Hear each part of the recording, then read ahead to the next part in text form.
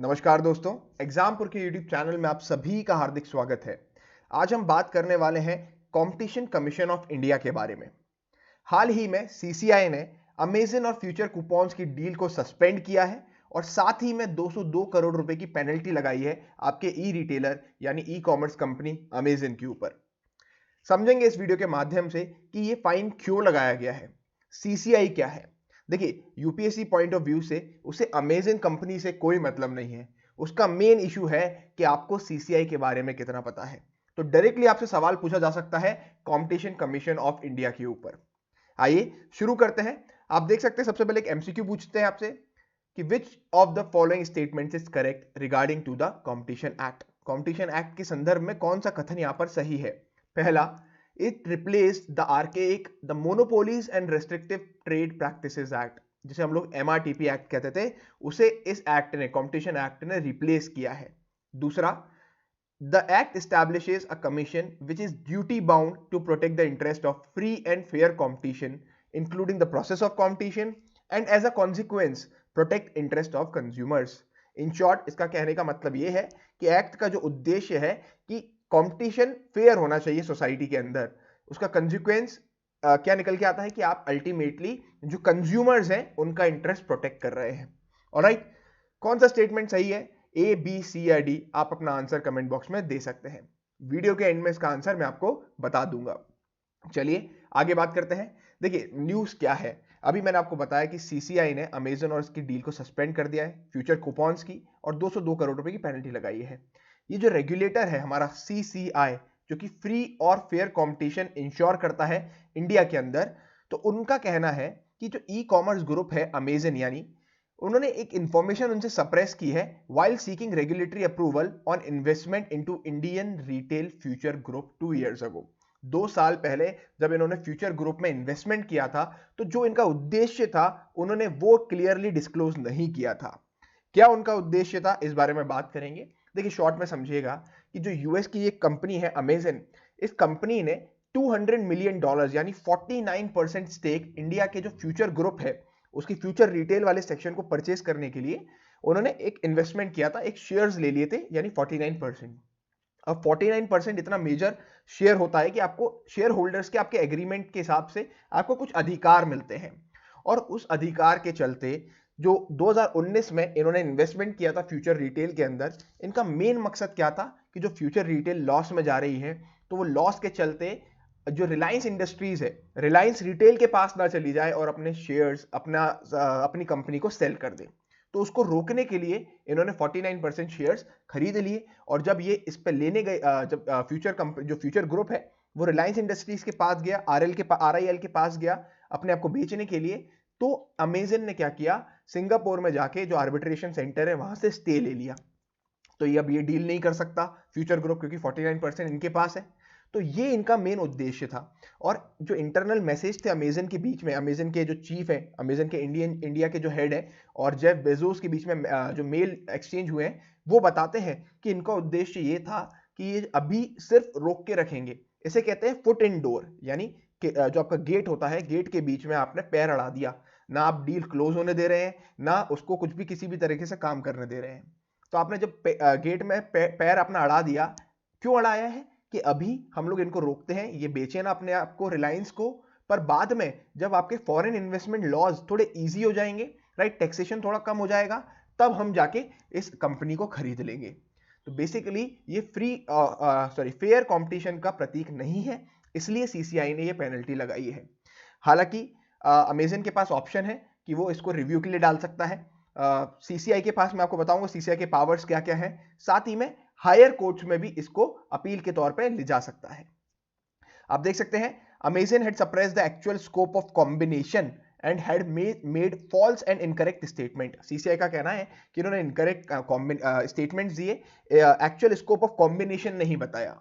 Business की terms में combination का बेसिकली मतलब यह है कि जब एक कंपनी दूसरी कंपनी से कंबाइन करती है, उसे कहते हैं हम कॉम्बिनेशन।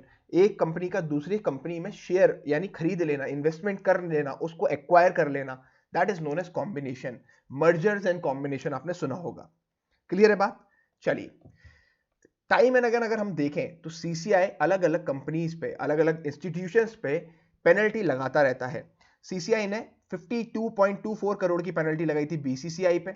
इनका कहना था कि बीसीसीआई ने अपनी डोमिनेंट पोजीशन जो है इंडियन क्रिकेट मार्केट में उसे एक्सप्लॉइट किया है। बीसीसीआई ने एक स्टेटमेंट दी थी, कहा था कि जो डोमेस्टिक जो भी ब्रॉडकास्टर्स हैं, राइट, वो आईपीएल के अलावा किसी भी और डोमेस्टिक टी20 क्रिकेट को सपोर्ट नहीं करेगा, ना रिकॉग्नाइज करेगा, ना सैंक्शन देगा। तो ये कहना उनका इनडायरेक्टली आईपीएल को सपोर्ट करना हो गया। और इससे होता क्या है कि जो ब्रॉडकास्टर्स हैं, राइट, उनको एक्सक्लूसिव राइट मिलते हैं, और वो जो एक्सक्लूसिव राइट होते हैं अल्टीमेटली बीसीसीआई को इकोनॉमिक प्रॉफिट इससे होगा। तो इसके चलते इन्होंने ये फाइन को इंपोज किया था। साथ ही में गूगल के ऊपर भी आप देख सकते हैं 135 करोड़ रुपए का यहाँ पर फाइन लगाया है for abusing it's power in India. Next अगर हम बात करें तो जेट एयरवेज के ऊपर और जो एयरलाइंस कंपनीज हैं उनके ऊपर यहाँ पर सीसीआई ने फाइन लगाए हैं। ये बेसिकली जो फाइन लगा था, ये लगा था फ्यूल सरचार्ज को लेके। फ्यूल सरचार्ज बेसिकली जब फ्यूल की प्राइसेस में बहुत ज्यादा चेंजेस आते हैं तो एयरलाइन कंपनी एक अपना फ्यूल सरचार्ज लगाती है ताकि उससे वो जो प्राइसेस होते हैं, जो वेरिएशन आते हैं, उसको मैच कर सके। तो यहां पर कुछ हुआ था कि फोकट में फ्यूल सरचार्ज लगाया गया है और उस वजह से यहां पर इनके ऊपर फाइन लगा। तो सीसीआई का मेन उद्देश्य यही है कि फेयर कंपटीशन हो, और हमारे लिए इंपॉर्टेंट यहां पर सीसीआई ही बनता है। सबसे पहले आता है कॉम्पिटिशन एक्ट 2002 में। ऑलराइट, ये जो कॉम्पिटिशन एक्ट 2002 में आया था, इसके चलते ही हमने 2003 में कॉम्पिटिशन कमीशन ऑफ इंडिया को गठित किया था। ऑलराइट, चलिए, कॉम्पिटिशन एक्ट है क्या? एक प्रकार का टूल है जिसका मेन उद्देश्य क्या है कि आपकी जो कॉम्पिटिशन पॉलिसी है उसको एनफोर्स किया जाए और कोई भी एंटी कॉम्पिटिटिव बिजनेस को होने से रोका जाए, और कोई भी अननेसेसरी गवर्नमेंट इंटरफेरेंस भी यहां पर नहीं होना चाहिए। कॉम्पिटिशन एक्ट ने क्या रिप्लेस किया था? Monopolies and restrictive trade practices act 1969, जिसे हम बोलते थे एमआरटीपी एक्ट शॉर्ट, उसे इन्होंने रिप्लेस किया था। इस लेजिस्लेशन के अंदर मैंने आपको बताया कॉम्पिटिशन कमीशन ऑफ इंडिया को गठित किया गया, और इसका मेन उद्देश्य यह था कि कोई भी एक्टिविटीज ऐसी नहीं हो जिससे कंपटीशन में भारत के मार्केट में कंपटीशन पे कोई भी एडवर्स इफेक्ट आए। क्लियर है बात? चलिए, अब बात करेंगे कंपटीशन कमीशन ऑफ इंडिया की। आप देख सकते हैं इनका motto fair competition for greater good. देखिए, भारत का चीफ नेशनल कंपटीशन रेगुलेटर है सीसीआई। ऑलराइट, इसको स्टैब्लिश किया गया था 2003 में कंपटीशन एक्ट के तहत। तो ये क्या हुई? एक स्टैट्यूटरी बॉडी हुई जो कि काम करती है मिनिस्ट्री ऑफ कॉर्पोरेट अफेयर्स के अंतर्गत। चेयरपर्सन होता है इसमें और 6 मेंबर्स होते हैं जो कि सेंट्रल गवर्नमेंट द्वारा अपॉइंट किए जाते हैं। अभी करंट चेयरपर्सन की हम बात करें तो आप लोगों ने थंबनेल पे देखा होगा, अशोक कुमार गुप्ता साहब इसके करंट चेयरपर्सन हैं। इसने जो रिप्लेस किया था वो किया था monopolies and restrictive trade practices commission को, जो कि एमआरटीपी एक्ट 1969 के तहत बनाया गया था। ऑलराइट, इसकी पावर्स की अगर हम बात करें तो कोई भी जो एग्रीमेंट होते हैं कंपनीज के बीच में उसको लेकर ये इंक्वायरी कर सकता है। कोई भी एंटरप्राइज जो कि एक हमारे इंडियन मार्केट में डोमिनेंट पोजीशन एक्वायर करती है, उसके ऊपर भी इंक्वायरी कर सकता है, जैसा कि इन्होंने बीसीसीआई पे किया और फाइन इंपोज किया।